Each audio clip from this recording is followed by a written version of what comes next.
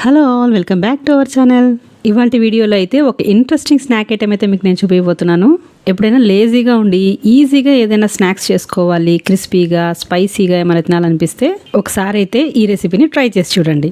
బయట అమ్మే different types of packet foods పిల్లలకు కొనిచ్చే బదులు డిఫరెంట్గా ఇలా ఎప్పుడన్నా ఒకసారి పిల్లలకి చేసి చూడండి, తప్పకుండా వాళ్ళకి నచ్చుతుంది. మరి ఇది ఎలా తయారు చేయాలో ప్రాసెస్ చూసేద్దాం పదండి. ఇక్కడ చూస్తున్నారు కదండి, ఇవాళ మెయిన్ ఇంగ్రీడియంట్ అయితే అప్పడాలేనండి. ఇవి మినపప్పడాలు. ఈ మినపప్పడాలని ఒక 5 to 6 తీసుకున్నాను నేను మొత్తం. వీటిని ఇలా చిన్న చిన్న పీసెస్ లాగా కట్ చేసుకోవాలి. ఇలా మొత్తం అన్నీ కూడా చిన్న చిన్న ముక్కల్లాగా కట్ చేసేసుకొని పక్కన పెట్టేసుకుందాము. నెక్స్ట్ రోట్లో ఒక ఉల్లిపాయని కచ్చాపచ్చాగా దంచేసుకోవాలి. దీనికోసం అయితే సాంబార్ ఉల్లిపాయలు అంటారు కదండి, చిన్న చిన్నగా ఉంటాయి, అవి వేసుకొని దంచుకున్నా కూడా బాగుంటుంది. నేనైతే ఇక్కడ నార్మల్ ఉల్లిపాయతోనే చేస్తున్నాను. మీ దగ్గర కానీ సాంబార్ ఆనియన్స్ ఉంటే వాటిల్నే యూస్ చేసుకోండి. ఇలా మొత్తం దంచేసుకొని పక్కన పెట్టేసుకుందాము.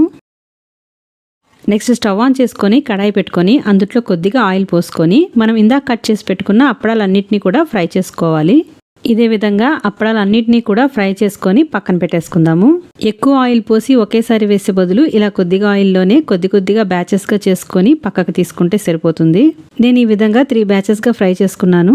నెక్స్ట్ ఇదే కడాయిలో ఆయిల్ మొత్తం తీసేసి ఒక 2 టేబుల్ స్పూన్స్ ఆయిల్ ఉండేటట్టు పెట్టుకొని ఇందులో ఇందాక మనము కచ్చాపచ్చాగా దంచుకున్న ఆనియన్స్ని అలాగే కరేపాకు 2 రెమ్మల్ని వేసుకొని ఫ్రై చేసుకోవాలి. ఈ ఉల్లిపాయలు గోల్డెన్ బ్రౌన్ కలర్ వచ్చే వరకు ఫ్రై చేసుకున్న తర్వాత ఇందులో కొద్దిగా సాల్ట్ వేసుకోవాలి. ఎందుకంటే ఆల్రెడీ అప్పడాల్లో ఉప్పు ఉంటుంది కాబట్టి ఆనియన్స్కి సరిపడా కొద్దిగా సాల్ట్ వేసుకోవాలి. అలాగే కారం వేసుకోవాలి. కారం అయితే మీరు తినే స్పైసీనెస్ని బట్టి చూసుకొని వేసుకోండి. నేనైతే ఇక్కడ 1 టీ స్పూన్ వేసుకున్నాను. మొత్తం ఒకసారి కలిపేసుకున్న తర్వాత ఇందులో 1/2 టీ స్పూన్ చిల్లీ ఫ్లేక్స్ కూడా యాడ్ చేసుకుంటున్నాను. చిల్లీ ఫ్లేక్స్ కూడా మీరు తినే స్పైసీనెస్ని చూసుకొని యాడ్ చేసుకోండి. కారం ఎక్కువ తినే వాళ్ళైతే ఎక్కువ యాడ్ చేసుకోవచ్చు. అండ్ లాస్ట్ అండ్ ఫైనల్గా మనం ఇందాక రోస్ట్ చేసి పెట్టుకున్న అప్పడాల్ని కూడా ఇందులో వేసేసుకొని బాగా కలుపుకోవాలి. ఇలా కలుపుకునేటప్పుడు అప్పడాలు విరిగిపోకుండా మసాలా మొత్తం అప్పడాలకి పట్టే విధంగా పైన ఇలా కలుపుకోవాలి. ఈ మసాలా మొత్తం కూడా అప్పడాలకి పడితేనే టేస్ట్ అనమాట. సో కలుపుకోవడం మటుకి కొద్దిగా పేషెన్స్తో బాగా కలుపుకోవాలి.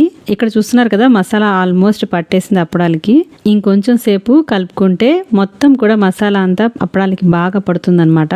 మీరు కావాలనుకుంటే ఇందులో ఎక్స్ట్రాగా పెరి మసాలా కానీ ఏదైనా స్పైసెస్ కానీ మీకు నచ్చింది కూడా యాడ్ చేసుకోవచ్చు. చూస్తున్నారు కదా, ఫైనల్గా అప్పడాలకి అయితే మసాలా బాగా పట్టేసింది. ఇంకా దీన్ని గిన్నెలో వేసుకొని సర్వ్ చేసుకోవటమే.